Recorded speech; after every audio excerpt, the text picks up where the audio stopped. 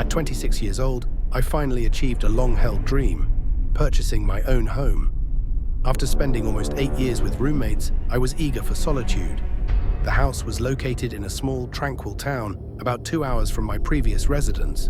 Surrounded by forests and fields, the area offered the seclusion I desired. My new home, modest and affordably priced, was nestled deep within the woods, a few miles from the town center. On the day I moved in, I hadn't yet met any locals or neighbors. The dense forest surrounding the property gave the impression that I was isolated from the world, deep in the wilderness. While the sense of solitude was exhilarating, it was also somewhat unnerving. I worked diligently, unloading my belongings from the rental van and placing everything in the living room for now. By the time I finished, the sun was setting, casting long shadows through the trees. I was heading out for the last few boxes when I noticed a man standing on my porch. He was in his 50s, his presence startling and unexpected. He smiled, but something about him felt unsettling. I tried to dismiss my unease as I quickly finished moving the boxes inside, locking the door behind me.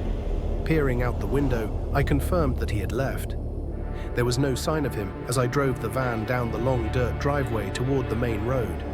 His absence in the vicinity added to my discomfort. After returning the van and taking a local taxi home, I began unpacking, determined to settle in despite my exhaustion. I started assembling my bed frame when a sudden knock at the door interrupted me. The sound echoed through the quiet house, heightening my anxiety.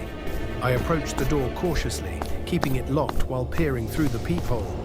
The same man from earlier was standing outside, but his demeanor had changed. His body trembled and his head moved in an unnatural way. His eyes were fixed on the doorknob with an intense, unsettling focus. The man's frustration grew evident as he pounded on the door. He then turned towards the pitch-black forest, making a strange waving motion before running into the darkness. His sudden departure left me terrified and bewildered.